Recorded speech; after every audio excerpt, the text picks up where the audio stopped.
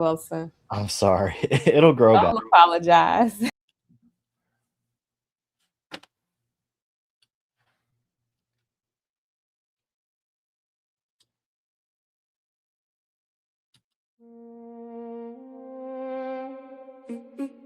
See as you enter, everywhere gentle. My body remember something where I never tell.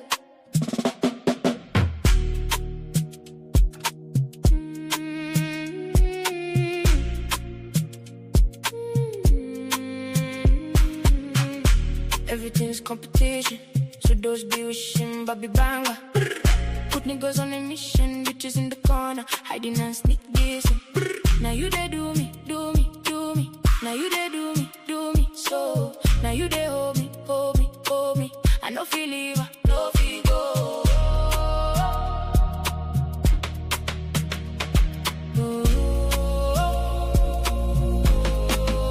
We getting money, getting paid for the mission. Doubling down on them bitches, first taking pictures. You laugh, my legs shake. Voice deep, but it still break. From hard guy for their face, for your front I they downgrade. Everything's competition, she does be wishing Bobby Banger. Put niggas on a mission, bitches in the corner, hiding and sneak dissing. Who they control remote? Who they press my code? Who turn hard man joke? Who they shift my road? Now you, now you.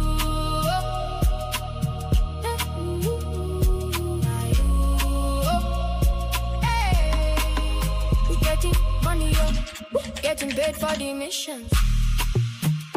Doubling down on them bitches, first taking pictures.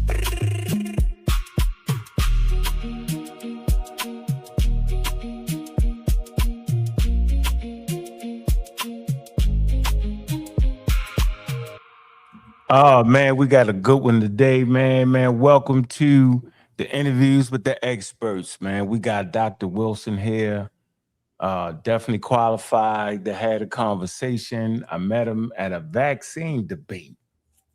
He was real prolific in his approach to debunk the funk, that misinformation on them vaccines, man. I swear he was, man. So, you know, appreciate everybody in the building, man. I see you been eating, man. What it do? What it do? What it do? I see you, Immortal. What's good? What it do? What it do? Lee Solo. What it do? What it do? What it do? What's up, James? Jamie Hollis. Jamel Hollis. What's good? What it do? What it do? What it do? Man, I appreciate everybody coming in, man.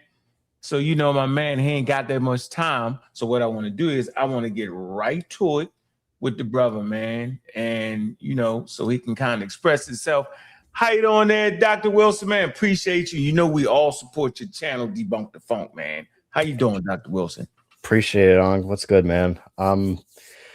Just dealing with all this stuff going on in the news these days, man. It's hard to keep up, but it is, isn't it?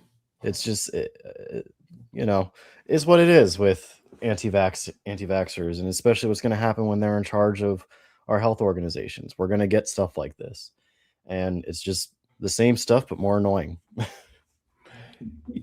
You know, I couldn't believe that the guy in charge of our health was actually Robert F. Kennedy Jr. Right? He has one of the largest anti-vax organizations. And I had a debate against that organization in Harlem. This was right before the daggone pandemic. It was crazy. Del Bigtree, you familiar with him? Oh yeah, man. So I couldn't believe it. I started to realize there's something wrong with the system when people like that get through and actually be in charge of our health. That it shouldn't go that way, should it? No, it should have stopped a long time ago. But he got let through because, you know, after the pandemic, conspiracy theories around health, especially, and vaccines, just exploded. And I can understand why that happened. We can talk about that, but ultimately he gained popularity. That's the bottom line. And this administration, they like popular people. So they got him on, did what they needed to do to get him through the resistance that was in Congress to voting him in, and here he is. So it would seem that you would need some type of qualifications to at least get into that, into that position. Like, so let me ask you, what's your qualifications as far as being able to speak on the subject matter, misinformation about vaccines? Let's talk about that for a minute. So I've got a PhD in biological sciences. Earned that from Carnegie Mellon University back in 2020 is when I got my degree. And since then, I've been working in my field in biotech, and I've been debunking misinformation about vaccines since late 2019. Mm-hmm. So Robert F. Kennedy Jr. got his PhD in foolery. He don't have a PhD. In foolery. For him, PhD stands for pretty huge dumbass. Yeah. Right. Honestly. So how? Okay. So you said how could this actually happen? I fell apart when that man got in there. I said, "There's no way." I said, "The system gonna catch it. They're not gonna let that through." When I watched the hearings, and when I heard one of the senators say, "Well, we talked in the office." He literally said this. He said, "So you're not gonna mess with the vaccines, right?" And Robert F. Kennedy said, "Yeah, sure." I was like, "That's how they did that? You gotta trust them." Bill Cassidy is the guy you're talking about. Okay. He's a senator in Louisiana. And I need to make a little short video about that fool, because he's the reason we're here. He had the power to stop RFK Jr.'s vote, his bid for HHS head. He had the power to stop that before it even got to the Senate floor, because he was part of the committee. He was part of a committee in the Senate that had to do an initial vote for RFK Jr. If he failed that vote, he wasn't going to get through to the whole Senate voting on whether or not he goes through. Cassidy was the deciding vote. He voted yes. And that guy, now he's going on expressing all this anger at these vaccine choices. And I saw him go on the news. He said, what was I supposed to do? Not believe him? I was like, yeah, dude. Yeah, because, and I know for a fact, that he talked to high profile professionals who he had hours long conversations on the phone with professionals who told him RFK Jr. is a serial liar.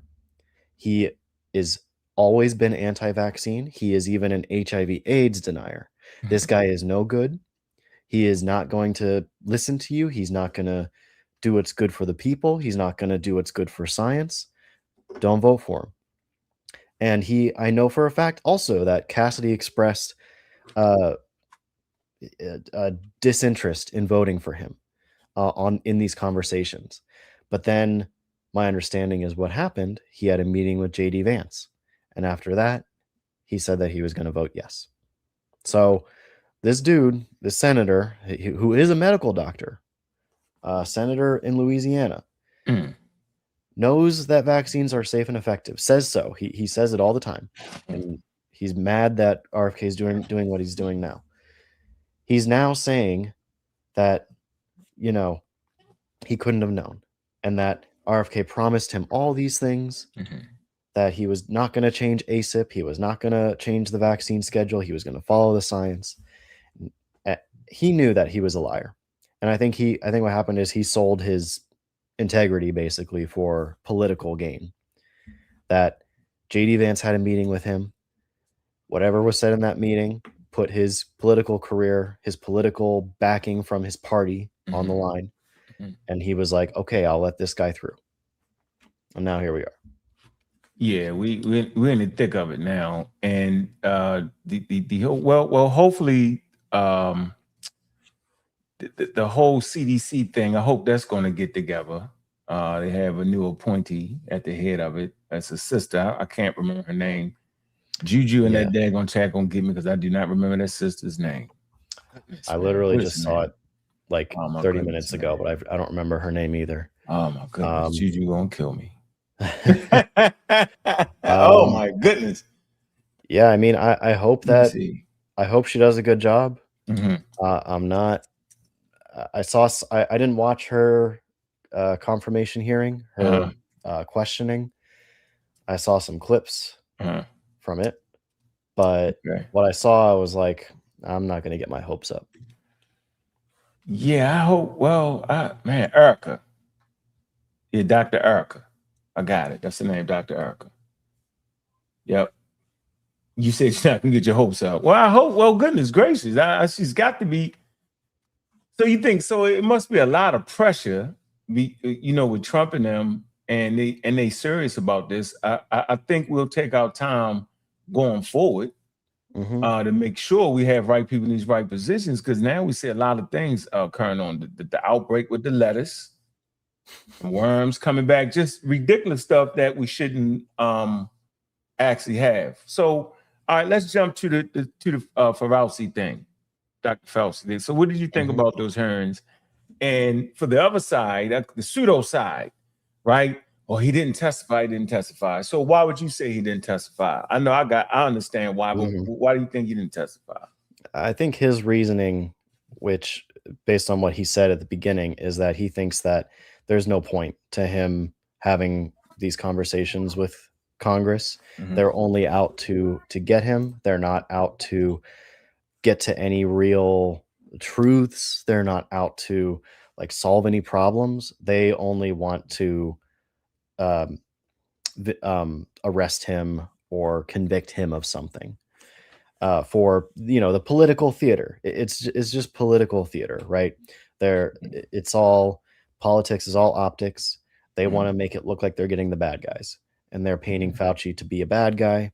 A lot of the Republican base believes that he's a bad guy, and so that they're trying to please their base. And so I think he chose to not play their game and just plead the fifth. I don't know. Part of me kind of wishes he didn't, because from my perspective, scientifically, he doesn't have anything to hide.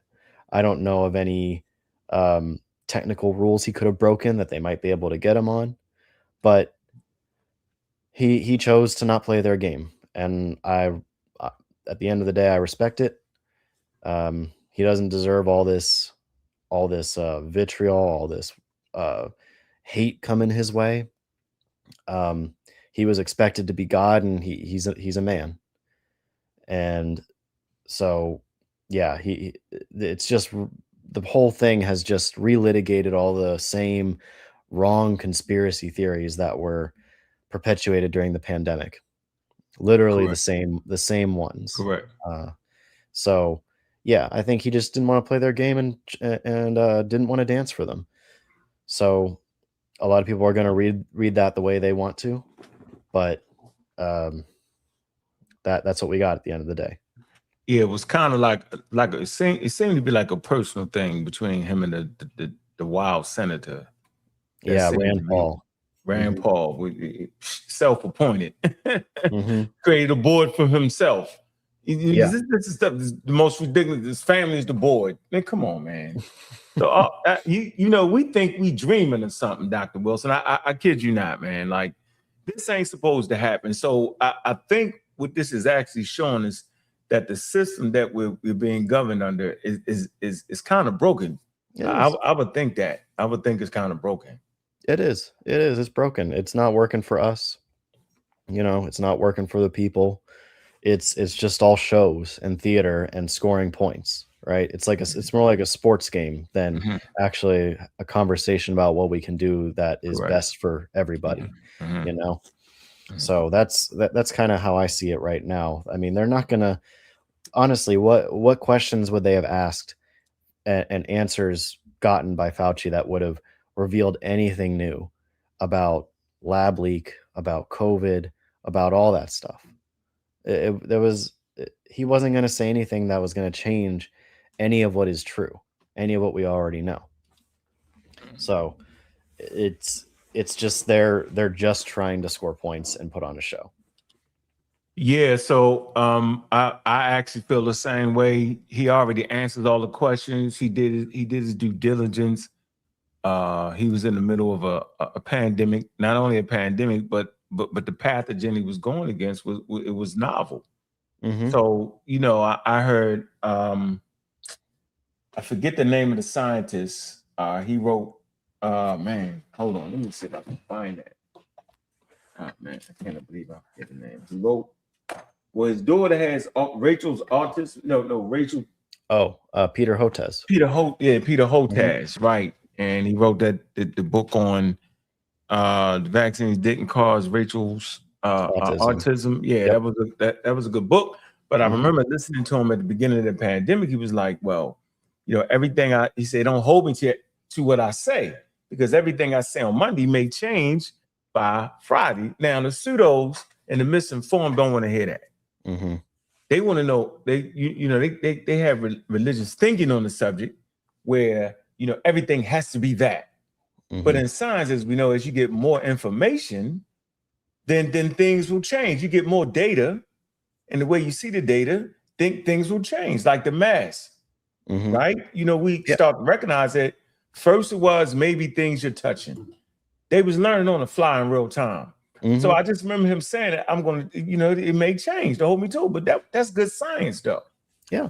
Yeah. I mean, the mask thing is something people still, you know, they're relitigating that whole story in the wake of the Fauci hearings. And it's the same wrong interpretation of what happened. It's like people just don't remember anymore.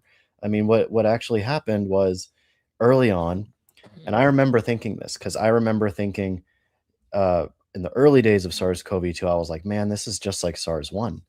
But in thinking, oh, it's just like SARS-1, I'm also thinking, oh, it's going to fizzle out, because that's what happened to SARS-1. It couldn't spread very well from person to person, so it just kind of stopped. But SARS-2, it's better able to spread between people, and so it kept going.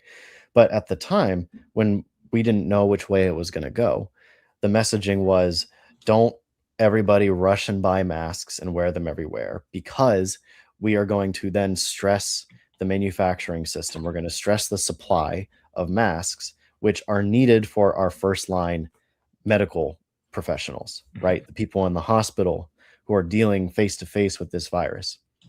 After it was found that SARS-CoV-2 was already in the community, we didn't know where it was, but it was widespread. Then people were like, okay, we don't know where it is. We don't know how fast it's spreading, but we know it's spreading. Everybody take precautions, wear a mask.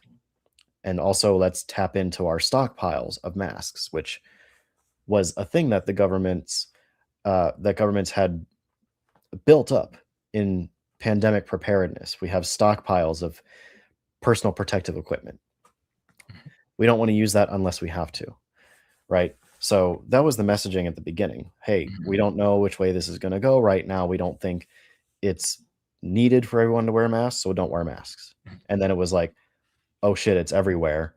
And the CDC dropped the ball on PCR testing. Our president's not having a unified response, and it's getting into the country. We don't know where it is. Everybody, we need to start taking precautions. That was the messaging. But it gets wrapped up now as like, oh, one day they say this, the next day they say that. People just forget. People forget what actually happened. Yeah, they trying to relitigate the situation again. Monday morning quarterback, and it's the most ridiculous thing ever. And, you know, I like to teach the audience, specifically our audience, that, you know, science can be counterintuitive. And that's why we work on pushing scientific literacy so they can understand why that statement makes sense. It don't seem like it makes sense, but it actually does, because, you know, science has power. And that's why we appreciate brothers like you that have taken the time to go get that information and do your due diligence, you know, to reach the standard of excellence, right? Yeah. So scientific literacy respects you, how you say it, we respect your gangster.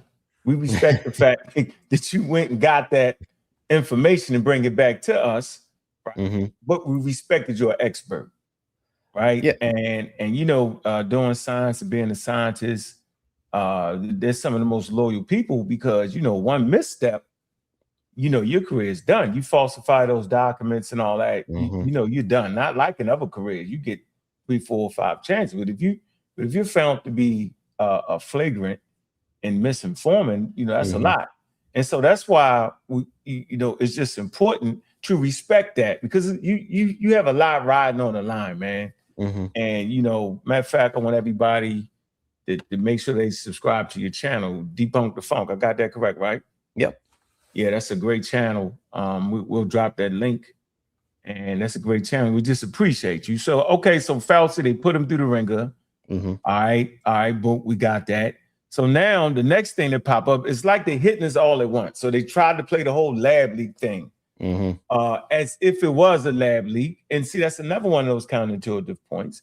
Science Mhm. doesn't, it works in approximates. So you wouldn't want to leave out the lab leak. You want to keep that in mind, though, just Mhm. like because it's a possibility. Can you kind of talk about that?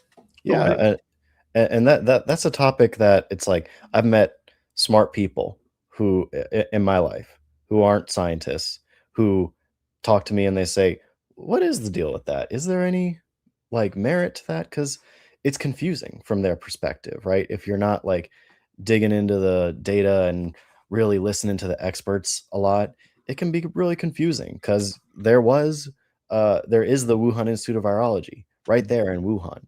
To a lot of people, that right there was like, hey, that's real suspicious. But what's more suspicious is that the virus appeared right exactly where you'd expect a virus that comes from animals to appear in a market that sold live animals known to carry coronaviruses, right?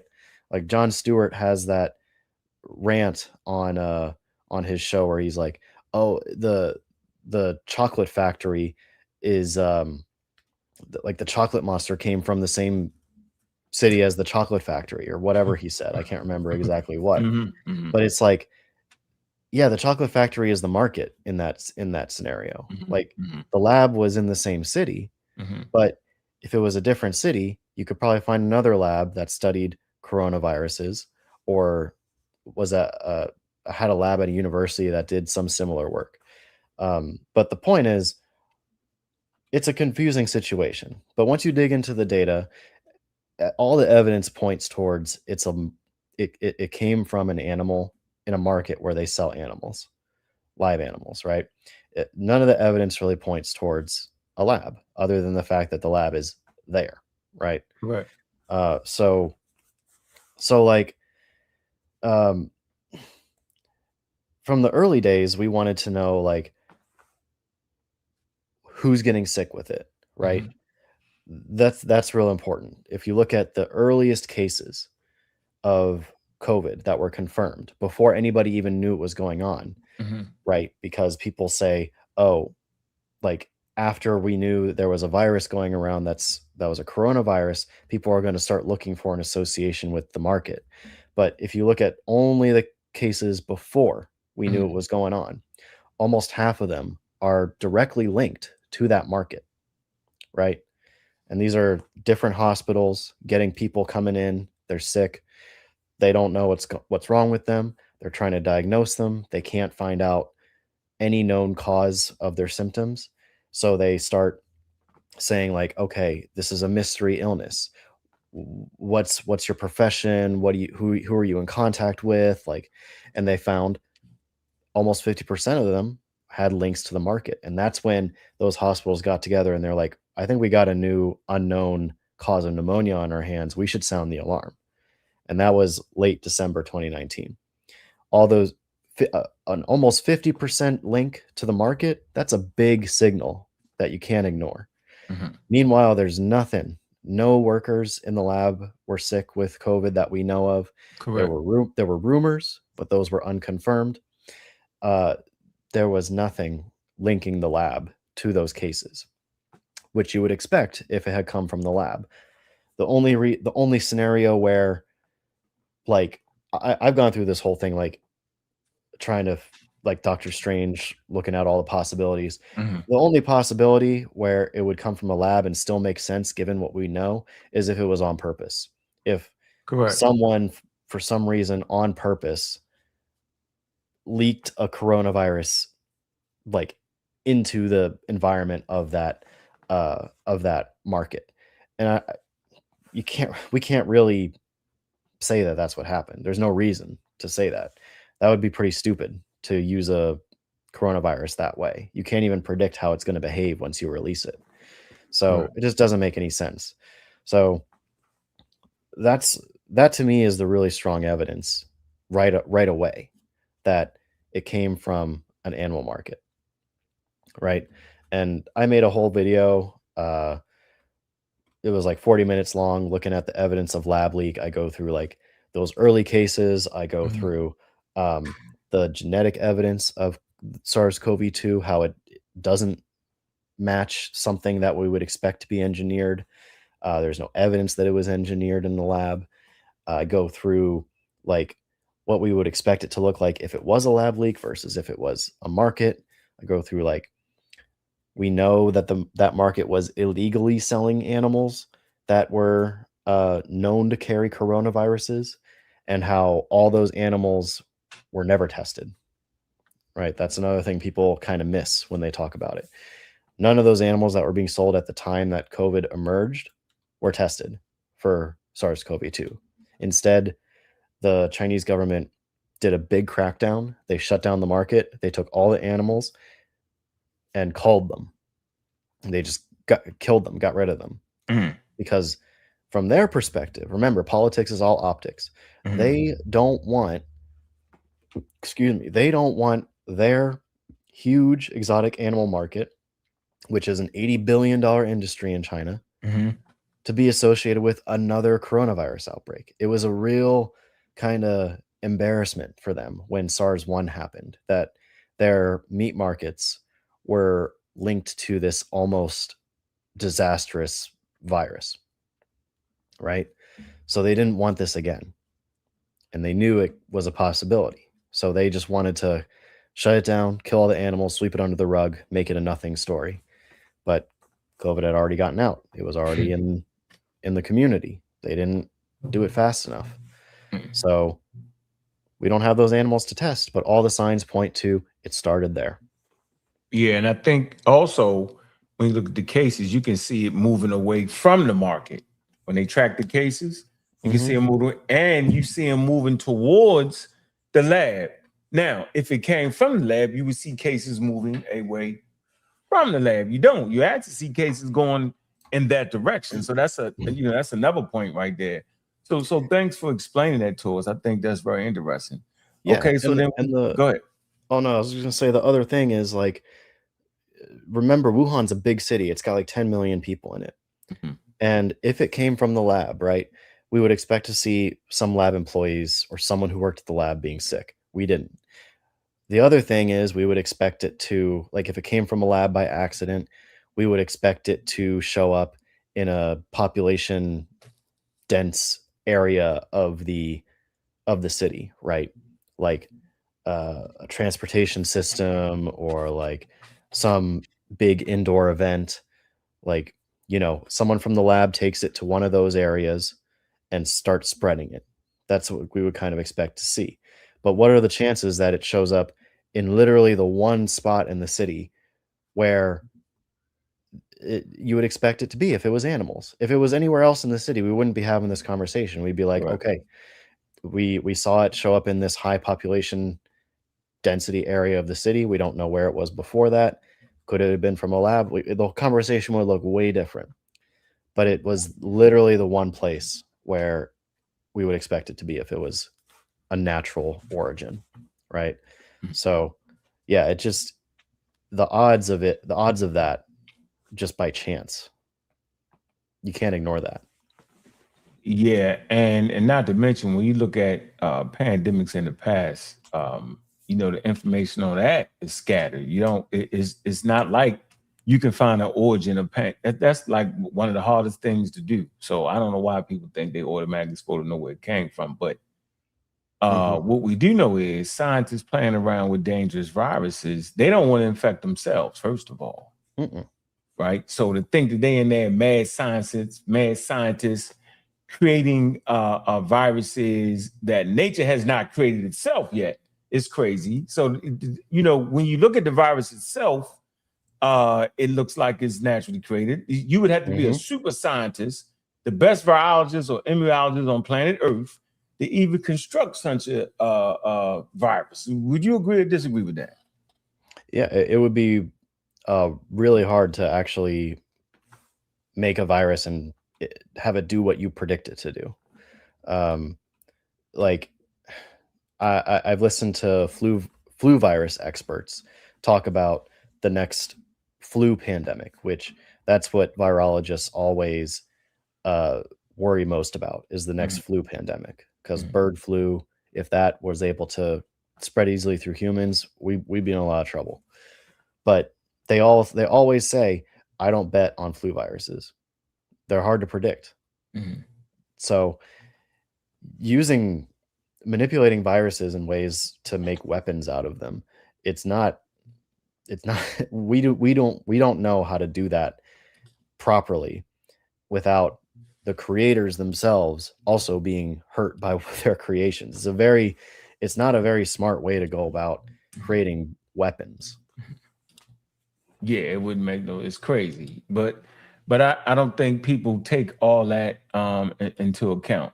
Okay, so that sitting here and read it brought up all that misinformation. It got put people back in doubt again, and now we see high rates of measles spreading. Yeah, it's spreading in Pennsylvania right now. It's gotten to Allegheny County, where I used to live in Pittsburgh, so I know where that is. And it's spreading around in the Amish communities, and Amish and Mennonite communities in Pennsylvania. And coincidentally, back in I think 2021, RFK Jr. came and spoke to the Amish community in Pennsylvania, in Lancaster County, and told them,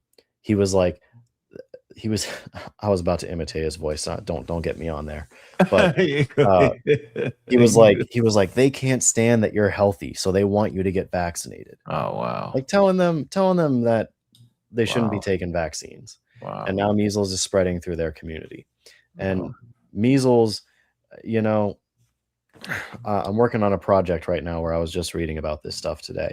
But the important thing with measles is a lot of people who support RFK Jr. will say it's nothing. They'll say, "Oh, you have chicken soup." He himself says that you treat it with chicken soup, and then you're fine. Measles is an insidious little virus. Correct. Right. The way it used to kill most of the time is it would kill mostly kids under the age of 1. Little innocent kids under the age of 1 year old. And most of them would be in low income counties in America. That's because if you get secondary complications with measles, like you have a measles virus infecting your lungs, weakens your lungs, and then bacteria come in and do a secondary infection, that's a bad situation where you have a much higher chance of dying. If you get to a hospital and you get antibiotics, supportive care, you have a much better chance of surviving. But if you're low income, you might not have access to that. If you don't live close to a hospital, if you don't have access to good health care, if you're in a rural area, you might be out of luck. And that's going to affect mostly poor people in poor areas. And that trend is extended to the world when you look at measles in the world, because most measles deaths today, and measles still kills hundreds of thousands of people a year. Most of those deaths are in areas of the world where countries are low income and have very poor access to vaccines. So it's not nothing.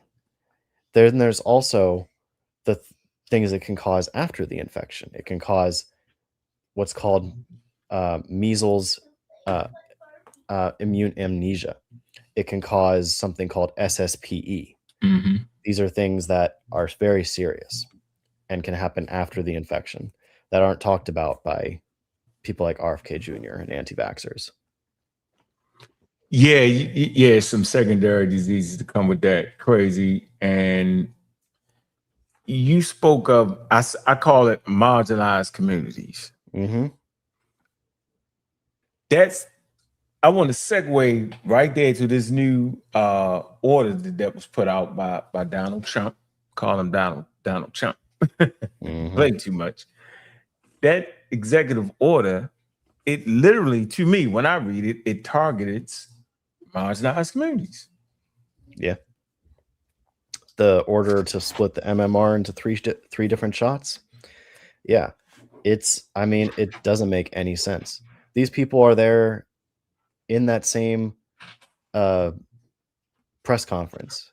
In one sentence, they're saying kids get too many shots these days. In another sentence, they're saying, let's take one shot, split it up into 3. What are y'all talking about? What are we doing here? We went from 1 to 3. Crazy. Yeah. And so, yeah, you're right. Like, it's going to affect, well, it would affect everybody, but it would also affect marginalized communities the most, because the thing about that executive order is what he's ordering to happen doesn't exist. Pharmaceutical companies do not make single shots of measles, mumps, and rubella. They only make the MMR. So if that executive order takes effect, and honestly, I don't know how much power that executive order really holds. I don't know what the fallout is going to be from it. But if it sticks, and what has to happen for it to stick is pharmaceutical companies have to be on board. They have to start making individual shots. Correct. Health insurance companies have to be on board and say, okay, we're not going to cover the MMR. We're only going to cover the single shots. I don't think that'll happen. I don't think that will happen, because what that will do is it'll restrict access. It'll restrict access to vaccines. It'll make it more complicated. It'll mean more shots in the same appointment, and it'll mean less people overall getting vaccinated. And it's needless. You don't need to do that. You don't need to split the shot into 3 separate shots. All it does is make it more complicated. I got my kids vaccinated, all their shots. The hardest thing about it is just watching them get poked, because they cry afterwards. They hate it. I hate it. I hate watching my kid cry. Needing them get 3 separate shots when they could just get 1. I'm going to pick the 1. Right. But yeah, it's going to affect marginalized communities the most. And I think RFK Jr.'s ultimate goal is to restrict access and make it near impossible to give vaccines. That's what this splitting the shot does, because, again, those shots don't exist. Pharmaceutical companies are just going to lose money making 3 separate shots and 3 separate manufacturing processes. So if that happens, yeah, marginalized people are going to suffer the most, because ultimately they're not going to get vaccinated, which means they have to survive measles, which means they have to have access to quality care, the ability to go to the hospital if they get those secondary complications, things like that. And if you don't have health insurance, if you're not in a good area of your county, of your state, low income, rural, that's going to affect you.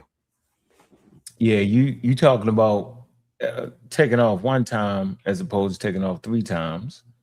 Parents can't actually afford that. And I think the thing that hit me the most was the fact that Merck, they don't even make the single dose. And then for them to make it, they be competing against the product they already have that's safe and effective. That don't make no sense. It doesn't. So you're talking about spending millions of dollars for a climate that's already running towards anti-vax. Now you want me put tens of millions of dollars. You got to go through all the clinical trials, got to do all that. It's a bunch of malarkey, man. So it's almost like a dog and pony show, because we know the federal government doesn't necessarily have control over the states. And that's why mandates are important, because you got states and each one have their own idea. So you have to mandate that to kind of bring some order to it. So for him to make that suggesting that other countries don't, that's a country with one idea, one thing. But United States, we have the United States. We have states, right? They have their own governing systems. So it's just bad, man. You don't expect this to come from leadership at all. You just don't. No, it's just going to mess everything up that's been established as safe and effective. And yeah, it's not going to do anything. What benefit is going to come from having 3 separate shots? I mean, I think in their mind, they want 3 separate shots spaced out. That's wild because they're live vaccines, right? The measles, mumps, and rubella, they're live weakened viruses. And so that means that if they want them spaced out, they need to be separated by, I think, at least 4 weeks is the guidelines on separating out live vaccine doses. So that's 3 separate appointments, or 3 shots in the same appointment. Otherwise, in which case, why have 3 separate shots? Just make it 1. It's so dumb. But this is the same guy who said that there's a bottle of soda amount of liquid being poured into a child with a vaccine. It's dumb. It's just stupid. And I'm shocked that like nobody laughed in his face when he was saying that to cameras. It's like, what are you talking about, dude? No, it's nowhere near that amount. A bottle of soda, that's like hundreds of milliliters. We're talking scientific units here. The amount in a vaccine is 0.5 milliliters. That's 1/100th of a shot glass. Like if a bartender pours a shot for you, 1/100th of that is your typical vaccine dose. That's not a soda bottle. What is he talking about? Yeah, he capped. All the way capped out. Matter of fact, I think, let me do this real fast. Let me see if I can I'm pretty sure you're familiar with Vincent Racanella. Yeah, yeah. Racanel, yep. Twiv. He's awesome. Yep, good guy. All right, let me see right here if I can I think he asked the question. Let me see if I can find it. Yeah, I need to catch up on his show. I've been in my free time, I haven't been listening to science content. I've been listening to stuff that gets me away from all the garbage happening. Oh man, yeah, I bet you have, because it just took off like boom. All right, let me see beyond. Okay, let me see. Let me play this clip for it. See how you want to react to it. Let's see. All right, quick. All right. Fronts for other things. I mean, Make America Great Again is a front for Project 2025. Make America Healthy Again is a front for the anti-vaccine movement and the wellness community. That's what these are. These are con jobs. All right, let's go through some of the points here. Now, at the announcement in the White House, the president said this. Where they have a vaccination thing, looks like the size of a bottle of soda poured into a little child's body. Now, putting aside the fact that the president says vaccination thing, which is just ridiculous. What is he talking about? All right, so go ahead. I want you to reiterate on that amount, because you heard what the president said, and you kind of explained. Can you go back into that again? I want to hear you. Yeah. So a soda bottle, your typical soda bottle is going to be like hundreds of milliliters. That's I think in milliliters, I don't know what the equivalent would be in like teaspoons or cups or whatever, but just think about how the typical vaccine dose is 0.5 milliliters. Right. And that is 1/100th of a shot, like that a bartender would pour you. So gotcha. 1/100th. Yeah, and a soda bottle is hundreds of milliliters, right? So multiple shots worth of liquid in a soda bottle, and your average vaccine dose is 0.5 milliliters, 1/100th of a shot of liquor. So yeah, and see, you don't expect your leadership to do that. No. Then he'll turn around and say, I was just playing, I was talking out loud. I mean, stupid like that. I just want to know, where the hell did he get that idea? Did someone show him an AI video of like babies getting vaccinated by some cartoon characters, and he was like, that's real? Is he that stupid? Or is he, I mean, I know what people have been saying to defend him. They've been like, oh well, if you add up all the now RFK Jr. is saying 90 something vaccine doses, then it's going to equal a bottle of soda. No. First of all, that's not 90 something vaccine doses for a kid. And second of all, even if that was right, that would be less than 100 milliliters. It'd be still less than a shot of liquor, not a soda bottle. Yeah, it is. But the truth is, you don't get anywhere near 90 vaccine doses for a baby. If you count up all the doses that are recommended, not even just what people actually get, the ones that are recommended, and that includes a flu shot every single year from age 0 to 18. The total number of vaccine doses is around 50 that people will actually get with all the recommended included. But again, most people don't get flu doses every year. So we're talking more like 30 some vaccines from 0 to 18. And those are going to protect you against vaccine preventable diseases that would otherwise make you really sick or kill you. So, I always make this point. Vaccines are their own worst enemy because they work so well. But the pathogens that they was created to go against ain't went nowhere. And I think if we can get the people to see that, they ain't went nowhere. It's just your vaccines are working so well that you don't even, you don't think about polio. You don't think about, well, you used to didn't think about measles. It almost dropped down to no cases of measles. You just don't think about these things until that vaccine rate start to fall. Then it all changes. Yeah, the average person doesn't see these diseases. They've been eliminated. Even doctors don't see these diseases anymore because vaccines mostly eliminate them. Dr. Mike talks about how he didn't learn how to do certain, I think he said it was a lumbar puncture in kids because kids don't get meningitis anymore because of vaccines. Things like that. Doctors aren't seeing it. The average person isn't seeing it thanks to vaccines. So they suffer from their own success. People forget about it. People already forgot what happened at the beginning of COVID. Of course, people are going to forget the diseases that killed kids decades ago. And of course, vaccine preventable diseases are still present in areas of the world where vaccines aren't really available or access is restricted. But people aren't going to see that either. Or even care about it because people in America generally don't care what happens to little kids overseas, Correct. Right. They don't care about that. Yeah. And not unless they just run in their mouth. They trying to kill people. It's an easy way to kill humans. You just don't filter out the water. Yeah. In America, right? Because everything goes to the water and you go to the filtration system. And just don't filter out the water. That'd get a lot of people super sick, wouldn't it?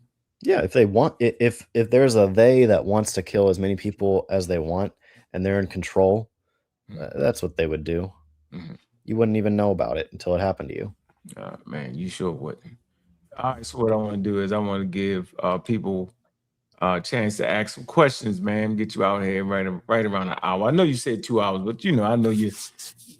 Family situation, people going to school. I understand that. I don't want to. So yeah, if y'all want to, let me drop the link, right? And if y'all got an intelligent question, all right, go ahead, Tiff. You got a question?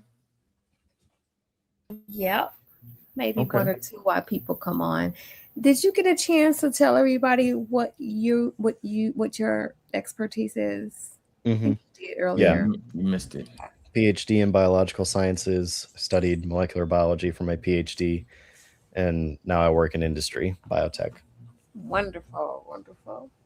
I was thinking about what you all just said about Americans not necessarily caring what's going on in the other parts of the world. And I just thought about the DR, Democratic Republic of the Congo with the Ebola outbreak. And I remember kind of early on when it first started, they were talking about when we deal with this whole idea of pseudoscience, how a lot of families were going into the hospitals and demanding their dead relatives so that they could take them back to their villages or whatnot to bury them. But they don't understand that the dead bodies were still carrying the viruses. And so you had people going to the hospitals fighting and causing all kind of ruckus to carry dead bodies out for that. So that's the kind of thing that we're up against. And I just think that as Americans, it's kind of like you don't realize how privileged you are. Yeah. And you all said that the vaccines are their own worst enemy. Mm-hmm. So it's just really, I don't think that we would be happy to live in a situation like that. But I'm kind of at the point where maybe people need to see what their world. This is a little cold, but maybe people need to get a little taste of what it's like to live in a world where you know, the government doesn't really care about whether you have proper vaccines or not, because it's like what? How else are they going to really understand how important they are? Mm-hmm. Yeah, It's frustrating. it is frustrating. It's real frustrating, and I understand it. The thing about I'll say two things: one about Democratic Republic of Congo, and the other about, you know, the idea that people just need to experience it. For the DRC, you know, and with Ebola, there are cultural practices that you know, people want to treat their dead a certain way, and that can increase the risk of them getting Ebola and spreading it further. But one way to help with that is to have trusted workers on the ground, trusted medical professionals on the ground. That when I say trusted, I mean trusted by the community, right? Trusted by the villagers and the communities in the DRC, to have them communicate these things and work with the people on the ground so that they can understand the risks and avoid them. But now with the cutting of USAID and a lot of that work being straight up destroyed overnight, a lot of that's gone, and it's creating more conflict and unrest and more distrust between the communities and the healthcare workers, to the point where they don't want to listen because that connection has been broken. And so that is something that exacerbates the spread of Ebola. You know, America's unwillingness to care about people that they should care about. And the other thing about, you know, wanting people to just experience it, I get it. It's super frustrating. Sometimes I'm just like, damn, I wish that, like, I mean, Trump had COVID and almost died from it, and he still doesn't care. But right, correct. But what's really sucks about it is if we take away vaccines, the people who are going to suffer the most aren't the people who made the decision to take away vaccines. It's going to be the kids. It's going to be little innocent children who can't make choices for themselves, are going to be the ones dying the most from things like measles and diphtheria and pertussis and polio. They can't make the choice themselves, and they're going to suffer the most from these choices, right? That's what's frustrating, and that's why I keep trying in amongst all the responsibilities I have in life. I keep trying online to get my message out, to give a shit about kids. Basically, that's the bottom line. Is kids are going to be most affected by vaccine preventable diseases, and we're responsible for kids. They're our future. That's right. So I agree. Correct. So yeah, it's frustrating, but yeah, I know, right? That's what's going to end up happening. Yeah. All right, we got a super chat. Okay, you get the super chat, then I'm gonna get you, Kent. Super chat says, this is Immortal. He says, can you briefly explain the technology of this new vaccine and its safety? It's a and/or unsafe possibility for our people. A lot of people don't trust the assurance would be grateful. The assurance would be grateful. Okay.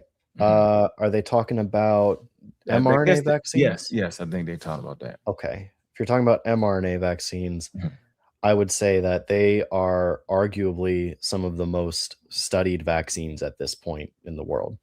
Because COVID had the impact it did on the world, a ton of research effort and dollars were poured into it, not just from the US, but from all over the world. Everybody wanted to understand it. Everybody wanted to publish papers. Everybody wanted to do work, get recognized. And so with vaccines being one of the central topics in that effort of learning about coronavirus, SARS-CoV-2, mRNA vaccines obviously were huge. And so they got a ton of research. There have been studies from countries all over the world studying, at this point, hundreds of millions of people, their healthcare records over many years. And all of these studies continue to show that COVID vaccines, number one, are not killing people en masse. There's no evidence for that. That's something that anti-vaxxers will say. They are not causing increased risks of heart attacks. That's not happening. They are protecting against SARS-CoV-2. And the way they're doing that is they're training your immune system, just like every vaccine. It's training your immune system. It's like a simulation, right? Like a flight, someone trying to train to be a pilot does a bunch of flight simulations. Think of the vaccines as those flight simulations, training the pilot, getting ready for the real thing, so that when they do the real thing, it's a breeze. It's no problem. The mRNA vaccine just gives your cells some temporary information to make a protein that looks like what is found in the virus. Your body sees that and says, hey, let's make a wanted poster for that. Let's learn how to fight it. Let's learn how to recognize it in a controlled way. It's just a protein. It's not the whole virus. And then you get immune memory. Your cells remember it, so that when you see the virus itself, it quickly responds and it doesn't have a chance to infect your lower lungs, which is how SARS-CoV-2 causes severe complications, when it gets to your lower lungs. So that's what the vaccine is doing. It's been studied intensely by people all over the world, and scientists, they don't like to be wrong. When they publish something and they put a stake on it and they say, these are our results, this is what we think it means, they don't want to be wrong. They are very embarrassed when they are wrong. So scientists all over the world are saying the same thing. You could probably be safe to assume that that is the best information available. That is what the evidence points to. Right. So that's hopefully a short, appreciate that. Good answer to that question. Yeah, I appreciate that. Kent, what's going on, man? Pseudo Killer Official, man. What's good? How you doing, brother? Hey, what's going on, man? Peace to the panel. How's it going, Dr. Wilson? How's it going, man? Pretty good, man. Appreciate you giving us this information today, man. Only thing I was going to ask you, if you knew of any good reading material to help people understand vaccines better, and viruses. Yeah, for sure. I'm looking at my bookshelf. Well, we talked about earlier Peter Hotez's books. Vaccines do not cause Rachel's autism. I have that right about there on the shelf. That one's good. There's a book called Spillover by a guy named David Quammen. That one talks about how viruses emerge, like how they get from animals to humans. That's a really good one. I'm sure I've only read the one book by Peter Hotez. I have a few others. I'm sure they're good too. Paul Offit rates books. His book about COVID, Tell Me When It's Over. I read that one. That one's good. Yeah. I don't know of. Okay. I was wondering, is that? I was just going to say, I don't know of any books like. My bad. I just don't know of any books of like specifically about vaccines that like go through a lot. But hopefully sometime in the next few years you'll get one. I was wondering if is Peter Hotez the same one that wrote Deadliest Enemy, or that's a different person? No, that's a different guy. Okay, that's different. Wrote what now? The Deadliest Enemy, I believe. That's the yellow book, Kent, we got. Yeah. He's the guy that kind of he's a virus infectious disease investigator. Yeah. I can't even think of his name, man. He kind of figured out. Remember, he did the investigation. He was talking about how he knew that. Man, I don't know where I got that book at. I kind of figured out COVID. Yeah, he kind of figured out how COVID, how it was spread through the droplets in the air because he was at a plant and the workers was walking behind somebody that was sick and they was coughing and sneezing. So he kind of, he's man. Epidemiologist or something like that. Yeah, I got Michael Osterholm. He's been on Joe Rogan before Joe Rogan went crazy. Here you go, right here. I got it right here. Yeah, okay, there you go. Yeah, man. Yeah, I have not read that one, but Osterholm, I believe he's a good one. Yeah. Yeah, he's investigating, and man, he doing his thing. Go ahead, Tiff. I just wanted to ask you to address this part about the virus, because sometimes what people continuously say over and over again, well, if the vaccine is so good, why do people get sick? It's like they don't understand that the promise was never for you not to get sick.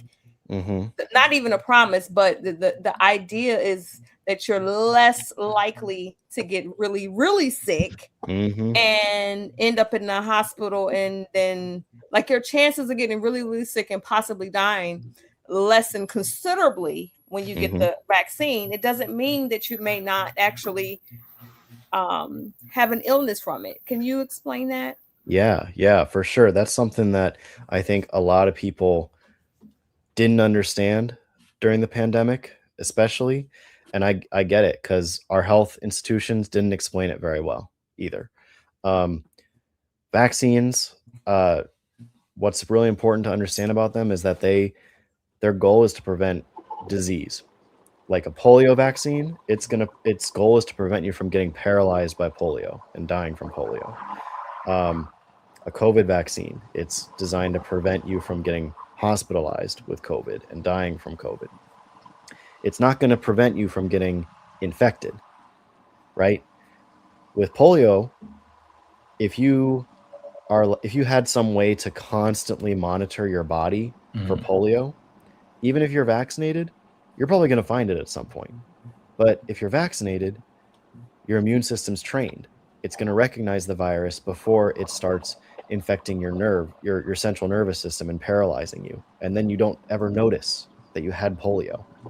The thing about polio is it has an incubation period of over 10 days, I believe. It's a long time. It's a long time for your immune system to kick itself into high gear and stop the virus before it starts paralyzing you. So that incubation period is important. With viruses like SARS-CoV-2 and flu, their incubation period is like 1 to 3 days. That's not enough time for your immune system to get geared up and eliminate the virus before you notice.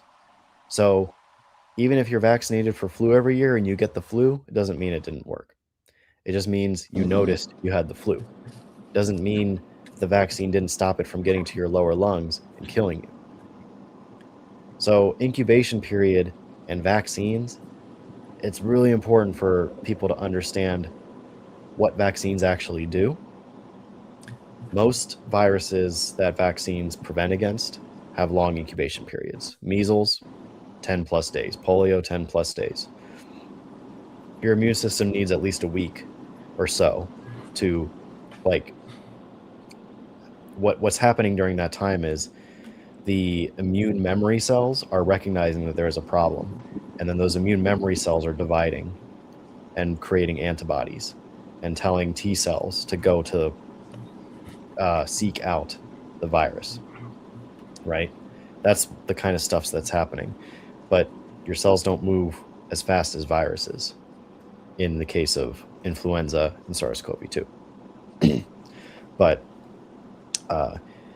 yeah, so when you get vaccinated for measles and polio, you can still get infected, but you'll never notice.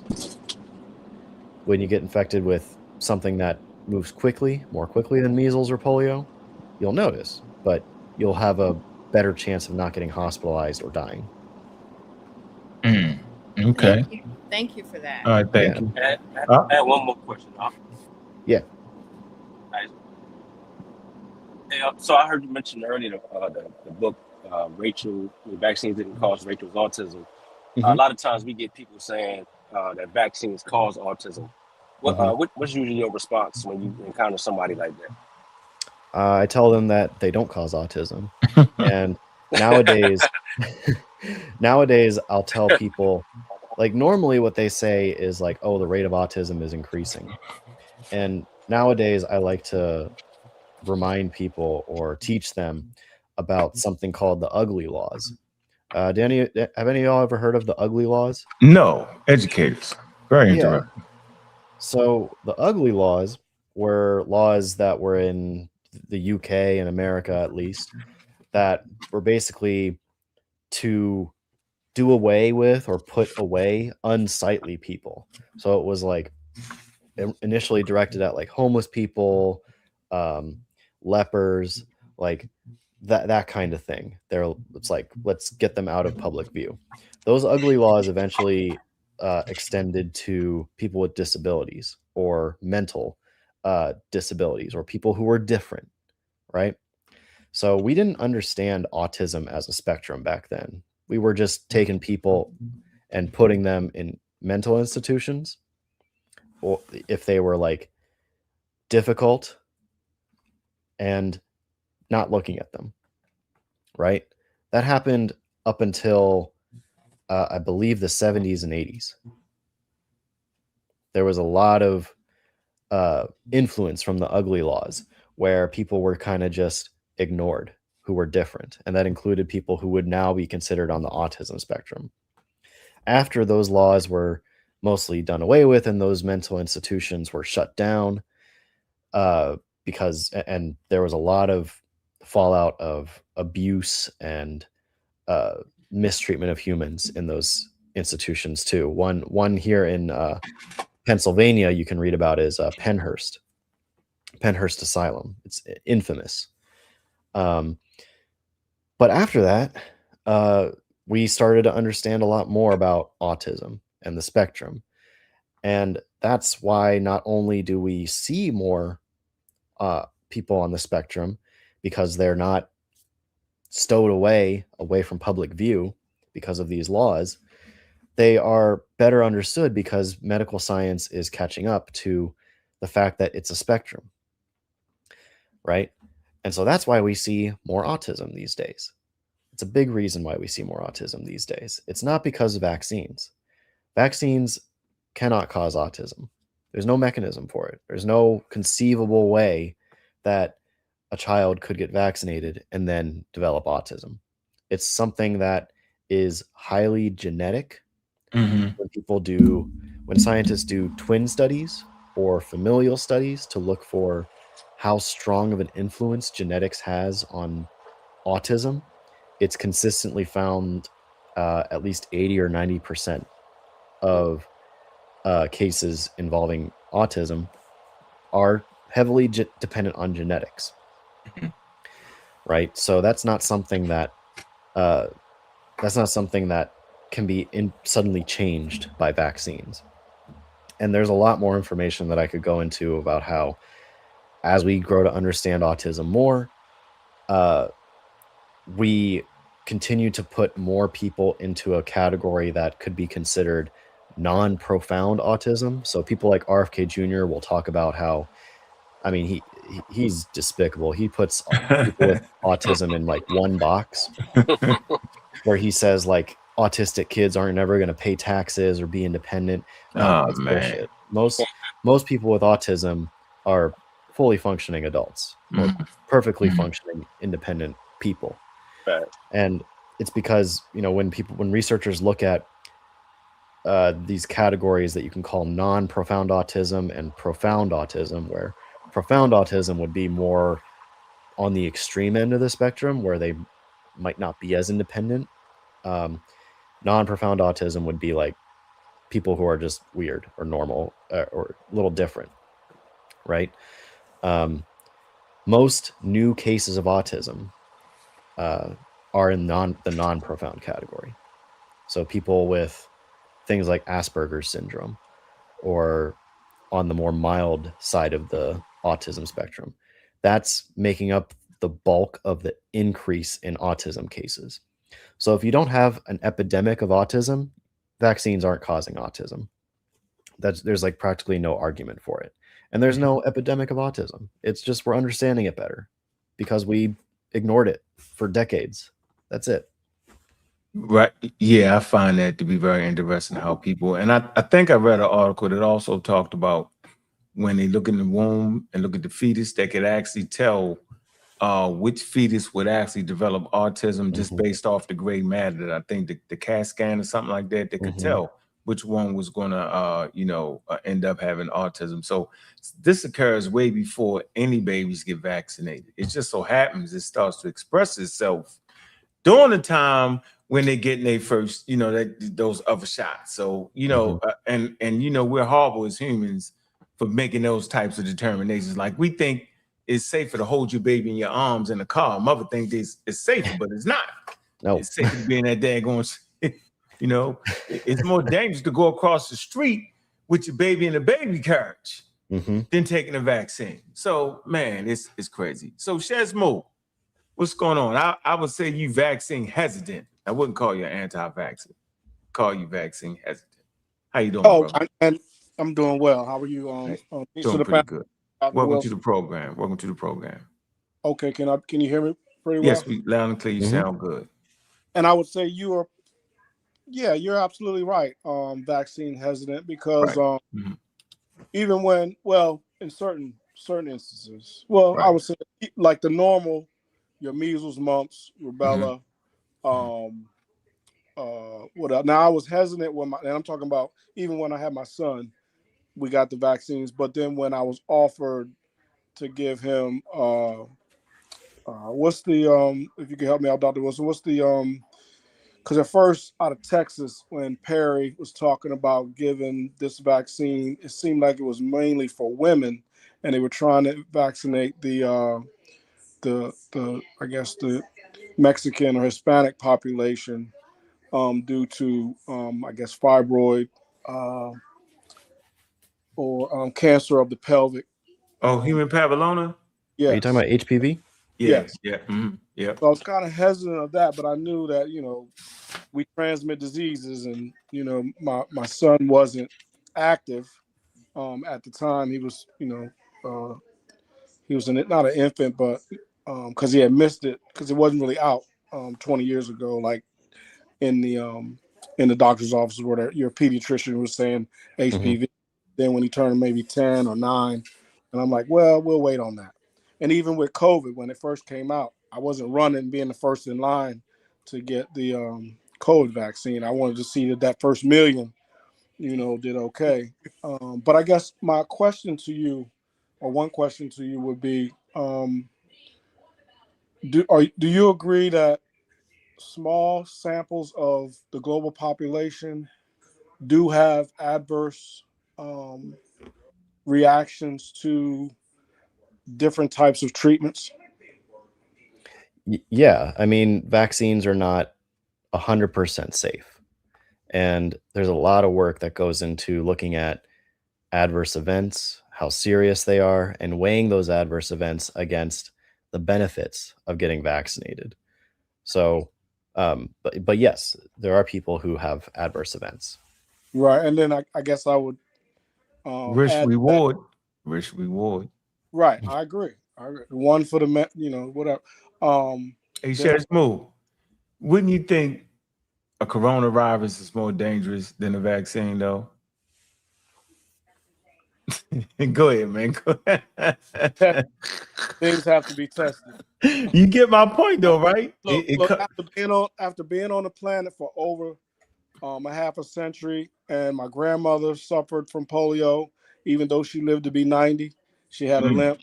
My mother passed away from COVID, even though she had underlying condition, but she beat that underlying condition for over 20 years. She beat breast cancer.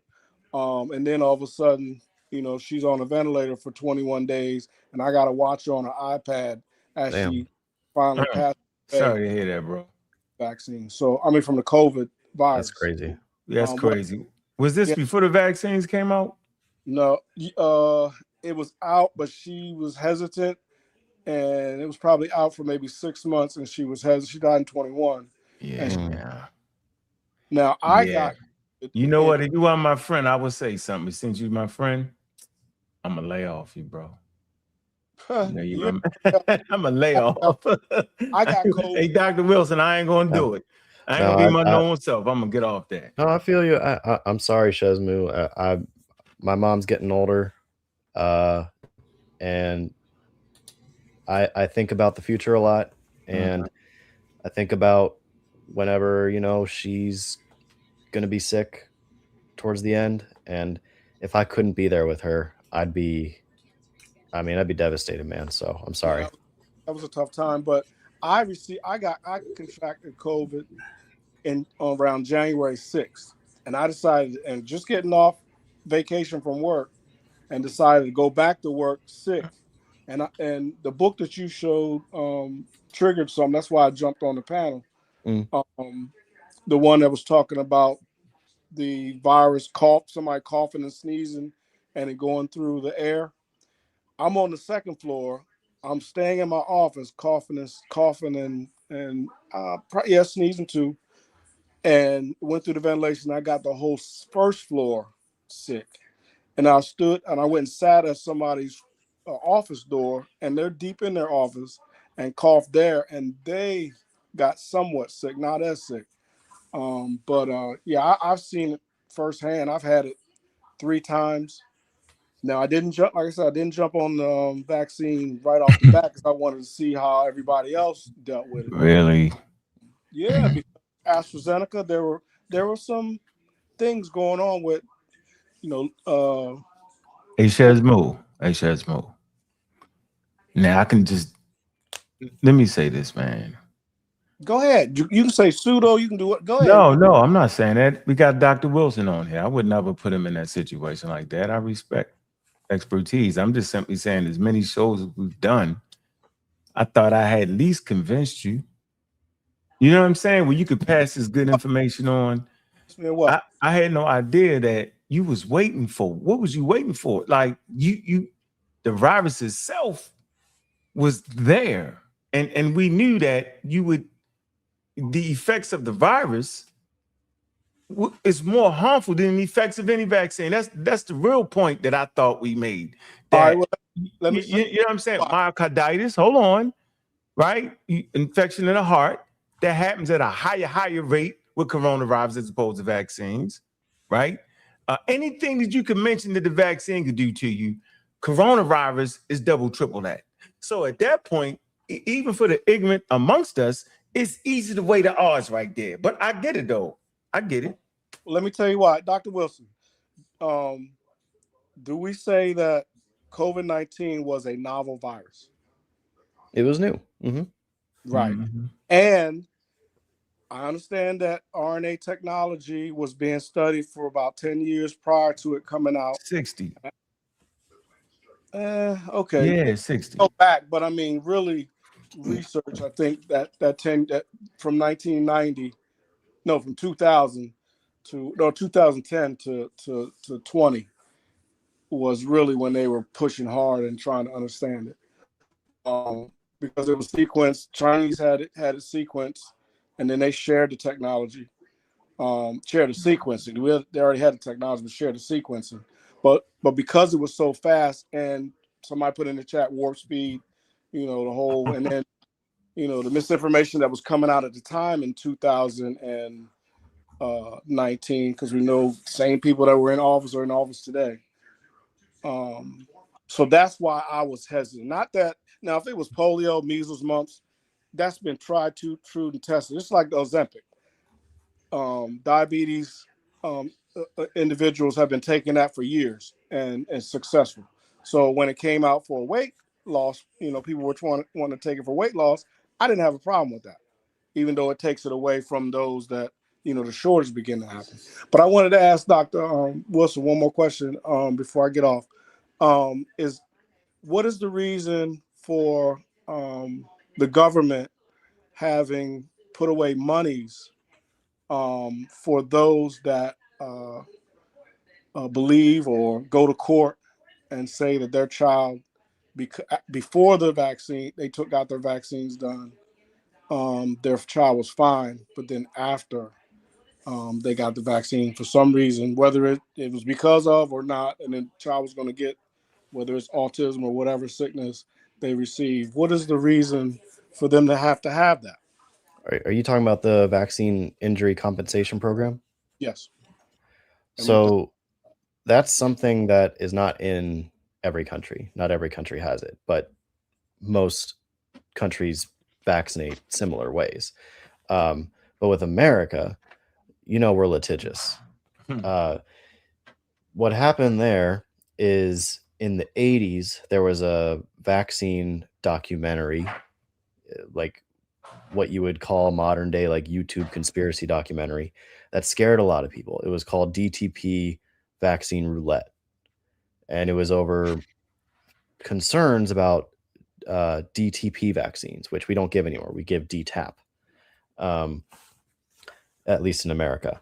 But the bottom line is it scared people. It scared people into thinking that DTP vaccines were causing these kinds of brain swelling. And so a lot of people were suing pharmaceutical companies. And vaccines, they don't make pharma a lot of money.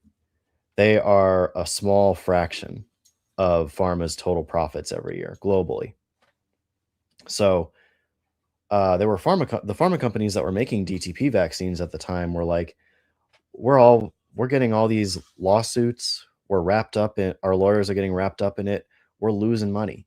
We don't want to make these vaccines anymore.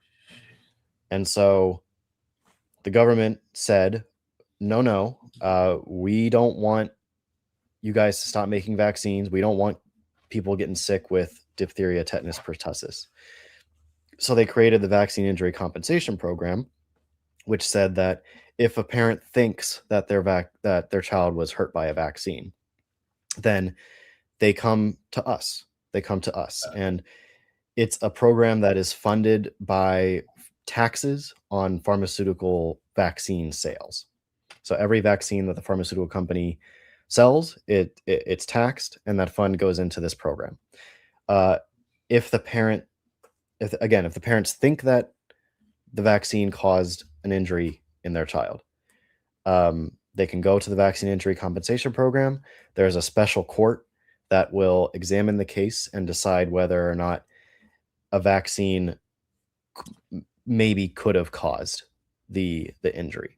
It's a very lenient system, right?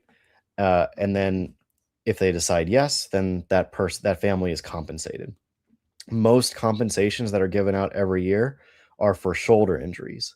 What specifically happens is the vaccine needle, it goes into a space on the shoulder it's not supposed to go. It's an error on the part of the technician giving the shot, and it physically injures the shoulder. And then people who maybe work physical jobs might not be able to work, so they go to the vaccine court and they get compensated. But without those injury compensation programs, at the time in the 80s, vaccine manufacturers, which function basically profit over people, which is what most corporations do, they say, if we're not making money on this, we're just going to stop making it. And that's not in the interest of public health. And the government at that time at least recognized that and put this in place. Right. So I got one more thing, not to cut you real quick. So that's interesting because I still feel shoulder pain every now and then, and I think it is from the needle shot. And I know Suntan was talking about on another show when we used to get the that air gun, and it used to put that circular injury on our skins, or on our epidermis.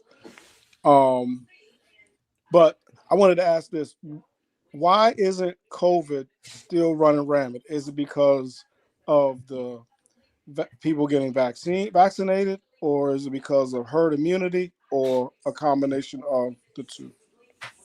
It's a combination, but mostly vaccines. We didn't see sustained big drops in death rates until vaccinations were widely rolled out. COVID is still around, but yeah, it's not really a pandemic that's disrupting most people's lives anymore, largely because of vaccines. And we can see that in pretty much every country in the world that's sufficiently vaccinated, especially in Australia, where pretty much all of their COVID cases came only after they vaccinated most of their population, and they had one of the lowest death rates of any nation in the world.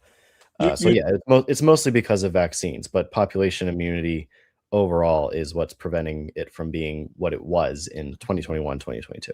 Okay. You agree? All right, hold on, Shamu. Okay, you said you had one. Come on, relax. We can get back to you. That's this caveat. You do. No. Come on, no, we gotta move you on. done. Yeah, Oh, you no done. problem. Yeah, you done. Just hold there. I know you. Shalimbe forgot to type his question in. I don't know what your question would have been, Shalimbe. Type in the chat. But thanks for the super chat. They said they Joe, forgot what's their up? dang question. Type Yeah, it he in the forgot. chat. Yeah, type it in the chat, man. He forgot his question. You funny. Go ahead, Joe. How you doing, man? Pseudo Killer, what's good? Peace to the panel. How's everybody? Hey, Good, Chess, man. I'm sorry to hear about your mom's passing, man. I lost my mom's 2 years ago. It's a hard thing, man. Appreciate I it. also lost a cousin during COVID. He was one of the ones that refused the shot. He died in 21. Dr. Wilson, I'm so glad to have you on the program. It's good to have you come through. You know, Glad to see you. Here, community of skeptics, pseudo killers. We try to rely on the experts. We see the importance in that, right? A lot of people tend not to trust y'all. As a matter of fact, we jumped into a book a few years ago. What's the guy's name? Tom Nichols, The Death of Expertise. Yes. Yeah, I got that book. Yeah, where you can see like the American public is like just like becoming very afraid of like picking up a piece of material and reading it. I wanted to ask you, in what ways have you seen that affect your field of study? Like have you been able to notice that people just don't want to like read your material, trust your material, that kind of thing? I think so. I think I mean, so in my field, like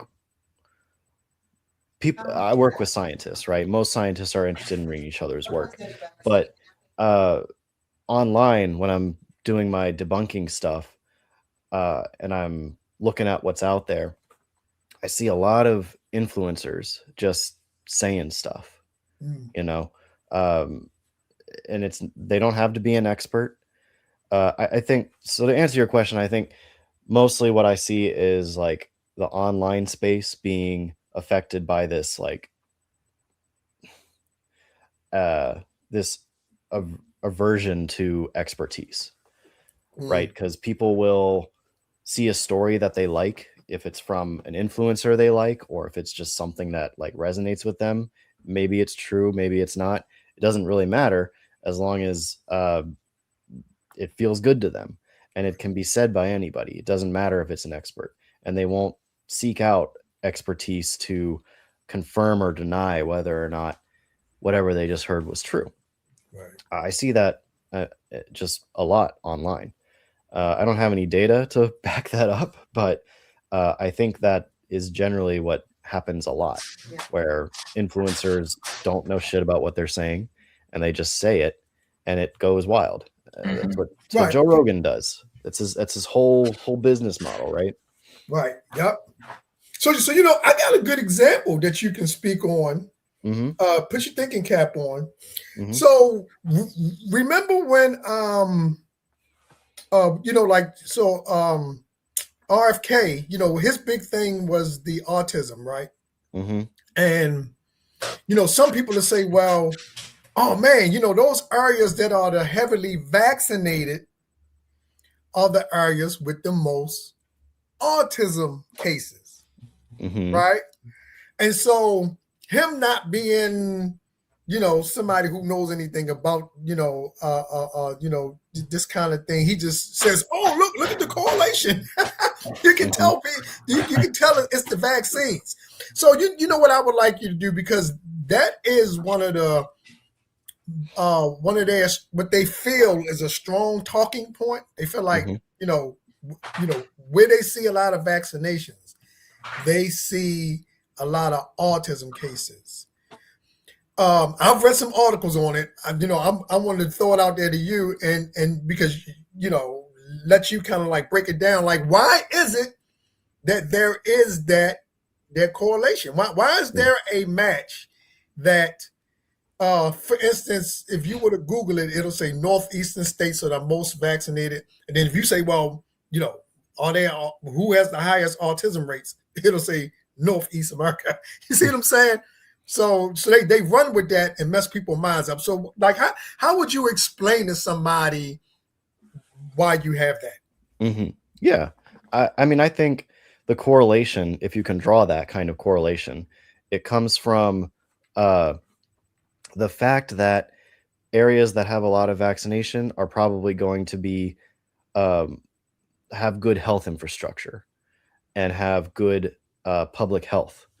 And if you have good public health and a lot of, wealthier people with good access to healthcare, then they're going to be taking their kids to the doctors more often, more opportunities for the doctors to notice, hey, I think your kid might want to get checked out for autism. And then they get referred to an expert who can do a diagnosis. Things like that, I think, is what can create that correlation, right? Good healthcare, good public health infrastructure can do that. But if you start looking in places where there's not much vaccination, like the Amish community, not the autism community, the Amish community, people always like to talk about that. There's autism there. I mean, I live in Pennsylvania. I've hired Amish people. I've talked with them. They're a community of people who like repetitive tasks with their hands, and they don't like to talk to you much. I guarantee if psychology experts went in and tried to diagnose Amish people with autism, they'd find more autism than we know is there. I mean, it's not that it's not there. It's just that Amish people also just don't go to the doctors much. They're not going to get much, and they're not going to get much benefit out of getting an autism diagnosis. That's another thing, is that there's now a lot more benefits and social resources for people with autism diagnoses. So sometimes parents will like make sure that their kid gets an autism diagnosis so that they can get the kid maybe the extra help they might need to help them along their development. That's not something an Amish community would really be interested in. Right. Now, see, I picked up what you just said. I'm done with my questions. I'm gonna stop. I picked up what you just said just from reading from those who do the studies. Like, that's all people had to do was just take their time. They'd have found out that it's social economic situations, that it's got something to do with how many people actually go to the doctor, and then it also has something to do with we're better at testing and diagnosing that a child has autism. And then a person could have walked away from that saying, oh yeah, this RFK dude is losing his freaking mind. But because they just refuse to trust expertise, they ignore it, and now we in a bad place in America. So once again, I thank you for coming through. Appreciate your answers to the question, and keep doing what you're doing. No problem. Appreciate you, man. Yeah. So, Dr. Wilson, I know there was a giant study on vaccines and autism with a couple million kids. Am I correct in that? Yeah. So there was a study in the Danish population, and that's the one you're thinking of, right? Yes. Right, Yeah. right. That was one of the big studies. They found no correlation between. You know what? It's a scam, man. I just gotta say it. It's missing. It's disinformation because it's harmful, and it's an outright scam.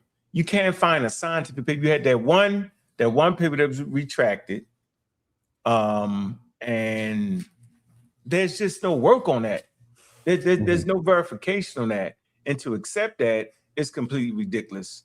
So go ahead, Elder Suntan. Got a question for Dr. Wilson, man. Welcome to the program, man. Peace to the panel. Peace, Dr. Wilson. My question to you is, and it's really a simple question, but because we got simple people, but who are, and it's like a sort of a statement and then a question all in one. What would you do? Trust a virus or trust the doctor or trust not having a shot, period? So I say all that to say this right here.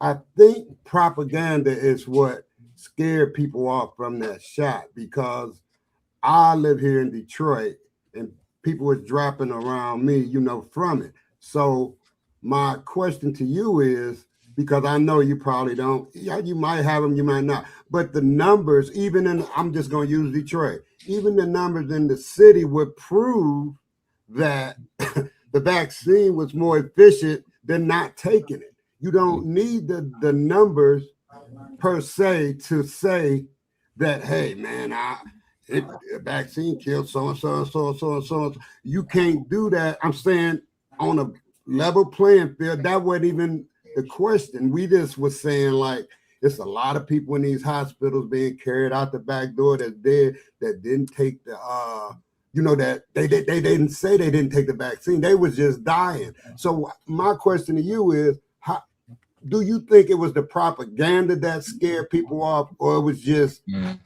or it was just, what would you say to that? I think I think it was two things. One, it became, COVID was really politicized. I think to this day, a lot of Republicans think that COVID really was a factor in sinking Trump's re-election. And I think they are very bitter about that. And then when Biden was president in 2021, that's when the vaccine came out. We were still dealing with COVID, and it's still it's political theater. Right? People are still trying to score points. So it's like very politicized, where one side is like, oh, how can we convince people that the vaccine's actually bad? Because it's Biden's pushing it now. Right. Even though Trump still tries to take credit for it, which I still don't understand how that works. But I think it was very politicized, and one side was trying to find as many reasons to scare people or have people doubt that this is the solution. Yeah. And then I think also the fact that it was a pandemic and it was just scary. Right? Like in 2020, I didn't know what was going to happen. When we were home for months at a time, I'm like, what is going to happen? This is kind of scary. This is unprecedented. Oh, yeah. No doubt. It's stressful. People who were home with their kids the whole time. I don't know how you did that. God bless you. But it was scary. People were dying. It was stressful. The economy was taking hits. People's jobs were taking hits. And so when someone sees something where it's like, oh, the virus isn't actually this scary thing we need to be afraid of. It's really just these people controlling it. And, oh, the vaccine is bad too. That can be attractive for people to be like, oh, yeah, all this anxiety I'm feeling about the world being scary, I don't need to feel that anymore. I just need to focus on these bad guys and not take the vaccine. That's a lot easier than acknowledging reality, that the world is messy and scary, and sometimes you have to do things to protect yourself.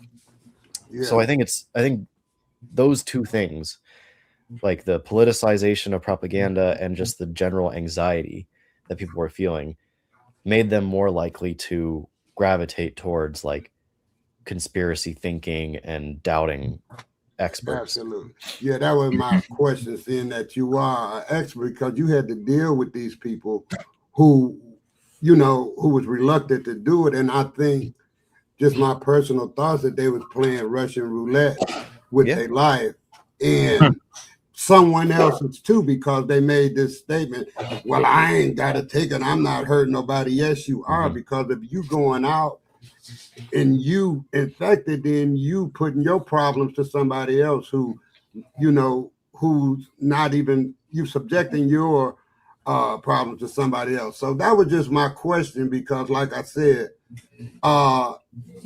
even the whole world was going through it, man. So where's this, the vaccine don't kill you thing come from, unless it was, like you said, politicized? And I understand myself, it was the propaganda. So, you know, I'm glad that, you know, and right now to the other guy's question, now we have it in check. Just through scientific, experimental data, facts, and the work that you guys did. Now it's in check. Nobody's not worried about it. It's still there, but it's in check. Yeah. All right, thanks a lot. All right. Yeah, no problem. All right, Thanos, what's good? Hey, what up, good peace? Can y'all hear me pretty well? Yes, Man, sir. you know I keep forgetting pseudo killer official. Well, I keep forgetting you put the Thanos. Come on, Mac, bro. Yeah, you gotta at least put an knock it. avatar or something. I forgot, man. I'm sorry, y'all. We was ready to get you out of here with a I wasn't. Miss Tiff made me start seeing ghosts. She made me start seeing ghosts. Have to. She did. Hey, I used to get them all the time too. All right. Well, All right, we got All right, 20 go minutes ahead. left. All right, go ahead, Thanos, man. Because you was out there in them streets working. Man, we appreciate your hard work you doing the pandemic. But go ahead, brother. man, I appreciate it. Peace to everybody on the panel. Peace to the chat, and most definitely a big peace to Dr. Wilson, man. I appreciate the work you've been doing. I watch your live videos even to this day. In fact, I don't know if you remember, a guy Facebooked you one time and told you that Vincent Racaniello was trying to link up with you. Okay. Yeah, that was me, man. I was actually that guy because I was on Vincent Racaniello's show, and I asked him, "Hey, have you seen Debunk the Funk?" He was like, "Yeah, I'd love to hook up with him," and da. And then I saw you on the show. So I'm not saying I did it, but I am saying I enjoyed the show. Hey, I'll credit you with that, because he listens to people when they suggest people like that. So thank you. That was really good. That was really good time being on his show. And shout out to Sean with the Mozzie clan. So, but I just had a question, man. I wanted to ask, what can we do as members, as the members you see here, who are advocates for the vaccine, advocates for people having the knowledge and information that would help to keep them and their families safe? What can we do in this community of ours to push the message forward and to make the process more transparent and trusting for people who are very skeptical? I think y'all are already doing a lot of what you should be doing, which is, I think, just informing yourselves and being able to have challenging conversations when they come up. So people in your community are like, you know, I don't know about this. Like, I don't trust these. Be like, hey man, I care about you, and let's talk about this, because I don't think you're seeing things. I don't think you're listening to the experts. Like, you know, have those kinds of conversations. We're not all influencers. We're not having huge audiences. My audience, I don't think I really move the needle with my content. But I think it's important for us to everybody just do what you can. Right. I see what I do as like just me doing what I can. I can't just like sit here and watch RFK Jr. say dumb shit every day and not do anything about it. Is it going to change anything? I'm not gonna. I don't think so. I don't know, but it might change someone, right? Like at least one person or a few people, like, and that's worth it. So, having those conversations is really important. Research shows that people aren't going to change their mind right away, but the way they can change their mind is through multiple conversations over a long period of time with people they trust. So in your community, if you see people who you think you can have conversations with, I encourage that. Yeah, and look, trust me, man, you do move the needle. Appreciate you coming through. Professor Dave, he introduced me to you. and y'all do move the needle. If nothing else, you move the needle over here, and we're gonna move the needle by hook or crook. I hope so. I hope we do. Yeah, and the fact that y'all come on the program and it's great, and it just shows that we have concerned people that look like me and you, that's really serious about this information. Now, Joe, you appreciate the super chat, bro. You can ask your question since you're here. She must not. Oh, okay. I had my turn. I ain't want to read nobody, so I was like, I'll do you a solid. And hey, Dr. Wilson, look, man. The bad thing is this. Unfortunately, question. RFK and all these anti-vax folks, even though Unc went to New York and beat them half to death, they still winning. They are. As I talk to people, man, I got some young Gen Z guys on my job. We in there wrenching, fixing on equipment. These jokers, I'm ear hustling. I'm listening to them. Damn man, you better not get no vaccine. Blah, blah, blah, blah. So it's like it's bad, man. Yeah. So I really think that they're gonna have enough influence that enough people are not going to continue to vaccinate. Especially the young kids, especially with Trump doing this thing. If it ever gets pushed through and it becomes like a mandate law, whatever, people are not going to come out their pocket for vaccines. They're going to skip some of them. They're going to just guess which one is the worst and go with that. So I want to know from you, do you feel like what do you, if you had to give a trajectory, what do you think America's health is going to be like in 10, 15 years? Well, I think with infectious disease, with vaccine preventable disease, in 10 to 15 years, if it keeps going like this, we're going to see a lot more kids die. We're going to see a lot more babies, kids under 1 year old die.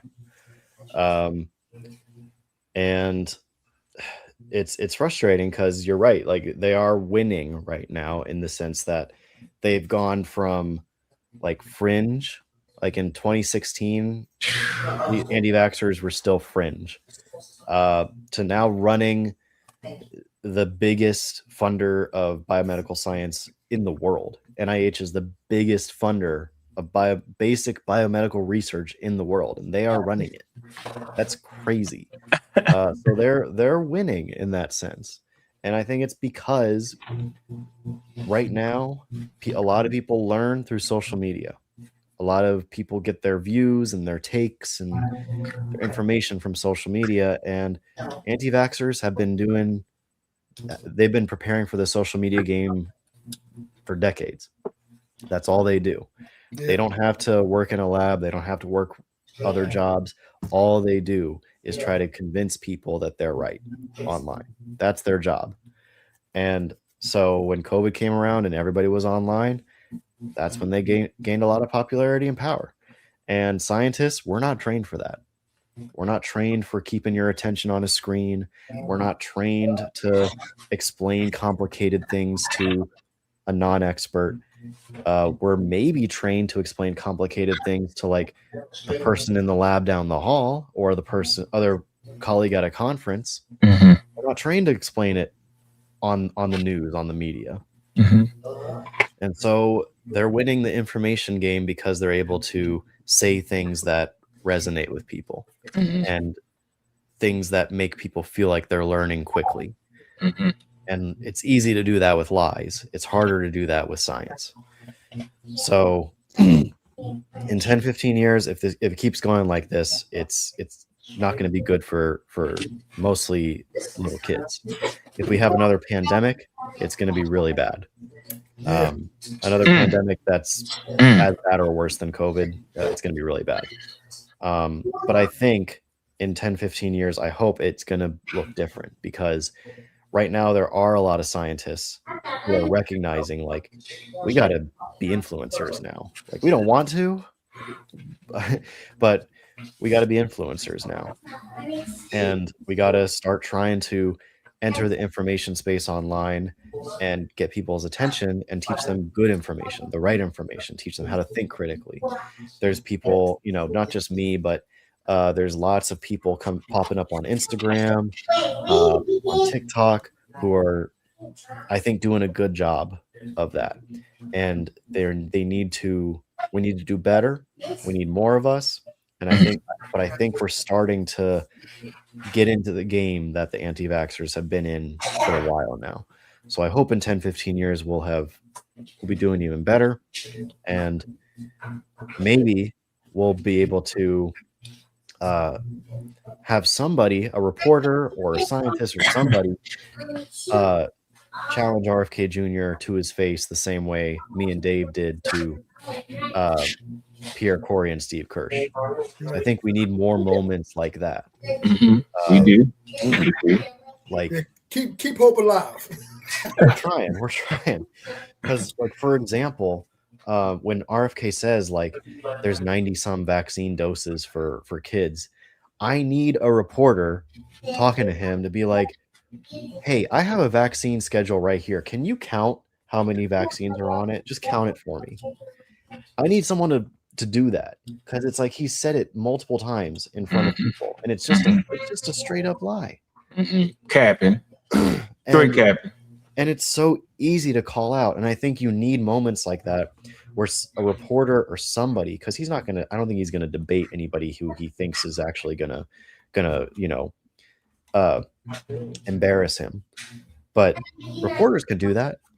And there needs to be people who are ready and willing to like have those moments. Because if he actually sits there and counts it, or if he fumbles around, be like, I don't want to count it right now. They can just say like, it's not 96, it's not 72, whatever number you're saying now. We can count them right here. It's not. Why you keep saying that? Embarrass him. Like that's what people are I feel like, Gen Zers, younger people, I feel like they're gonna share and react to that more. They're gonna be like, oh wow, this dude doesn't know shit about what he's talking about. Why do I want to listen to him? Anyway, that's like what I want to see more of. So right smack dab in the pandemic, we reached out to the University of Maryland and we had a virologist come on. It was great, and it seemed like from that point going forward, we start to see more people with expertise such as yourself to jump online. I know the old saying used to be like, don't give them the time of day, right? Because it's almost like you giving them the time of day. You get it like you're almost bigging them up by even going against them. You're kind of making what they're saying at least relevant. And now we know that's just not true. And I think you said it best. You got to be in that space.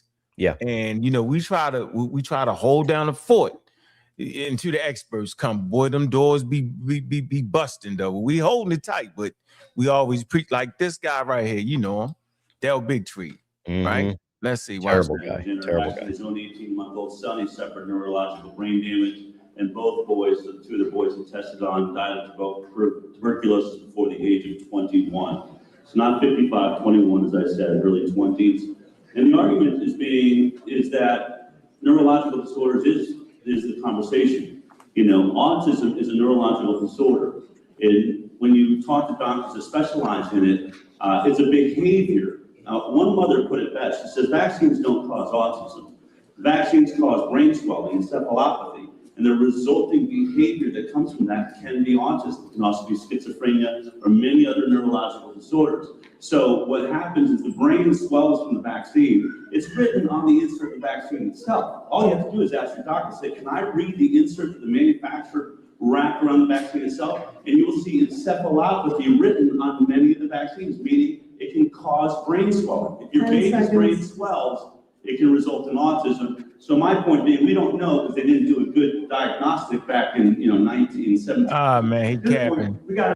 Anyway, I ain't trying to toot my own horn, but I was timing up for him. Did you hear that nonsense he said right there? By that logic, if he thinks encephalopathy is going to cause autism, you are more likely to get encephalopathy from pertussis, from measles, from vaccine preventable diseases. You're way more likely to get them from those diseases than from a vaccine. So why didn't we have more autism back then if he's right? Yeah, I beat him up on that. So that was in Harlem, that debate right there. How did you get him to agree to this? Man, I tricked him. Can you do it again? Because I would like to debate him.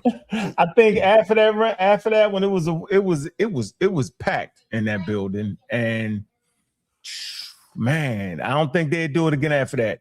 You know what he came up? You know what he said? He came up after the thing. He said, "Man, I had never had nobody go toe to toe with me like that."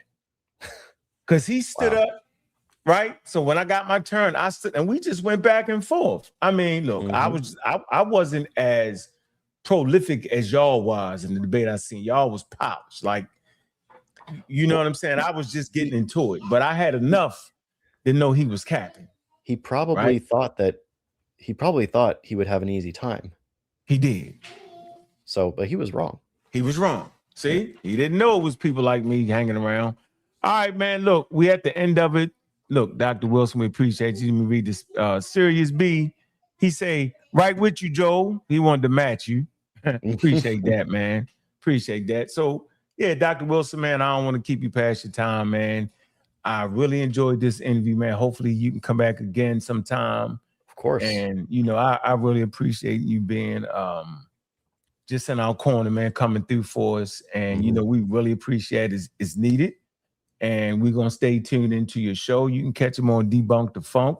It's an excellent podcast, man. I like when he break out the slides. Very, very educational, and it's top notch, man. Also, man, you know, we support Professor Dave. Okay, he does a great job. And I like the way y'all did it. I like that last debate y'all had. Y'all beat him half to death in there. And I really appreciate it. So thanks a lot. Any closing remarks for the people? For the record, I'll close on this. Speaking of debates with me and Dave, trying to find anti-vaxxers, the people who organized that event, they've been looking. No takers. They reached out directly. I know for a fact they reached out directly to Brett Weinstein several times. Dude doesn't want it. They reached out to, they talked with Peter McCullough. Not happening. They talked with, they tried to get people like Suzanne Humphreys and Aaron Siri. Not happening. They just don't want it. I don't know. Don't want that smoke no more. They don't. I guess they don't. I truly believe that anti-vaxxers don't actually want to debate people that they think can actually square up with them. They want to debate people like Peter Hotez, who's soft-spoken. They know they can walk all over him. So they don't want it anymore. And I'll leave it at that. Yeah, y'all definitely wasn't that. Y'all actually got to him. And that was a very, very important debate in the community, man. And we appreciate that. Yeah, they don't want to smoke no more. You're right. They do like the pseudos do. What they do is they actually they migrate to their own little private space and miseducate people from there and don't let nobody else talk to them. Look, Dr. Wilson, appreciate you, man. Big up to you, man. We support you, man, as always, man. And thanks for coming through, brother. Appreciate you, man. Peace to everybody. All right, peace. All right, man. Yeah, we're going to do an after show. You know how we do it, man. Keeping it rocking, keeping it going, man. We appreciate everybody coming through, man. Appreciate the super chats. Appreciate the cash apps, man. Cedric, I don't know why you ain't get on here, man. I don't know where the hell you was. Man, yes, Scarab Chronicles, you are late and you missed the whole daggone thing. But shout out to the Pseudo Killer Army, man, and all the people that participate and support the show, man. And yeah, man, this is how we do it, man. We do our thing, all to everything. We'll have an after show in a minute, man. Really appreciate everybody, man. Y'all know how we do it. See how she enter, everywhere gentle. My body remember something where I never tell.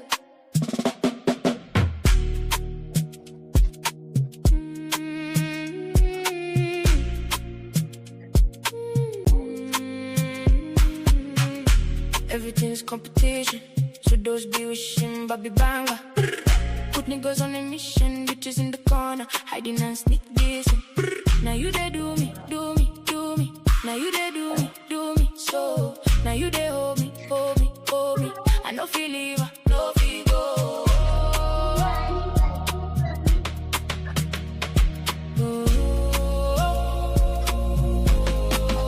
We getting money, getting paid for the mission. Doubling down on them bitches, first taking pictures. You laugh, my legs shake. Voice deep, but you still break. From hard guy for their face. For your front, I they downgrade. Everything's competition. See those be wishing, Bobby Banga. Put niggas on a mission, bitches in the corner, hiding and sneak dissing. Who they control remote? Who they breast my coat? Who turn hard man joke? Who they shift my road? Now you, now you.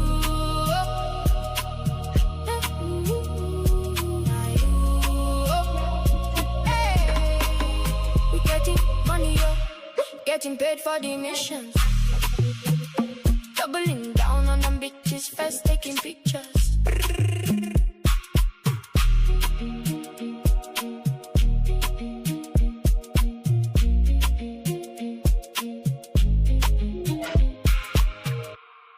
Man, I'm your host, Bobby Banger.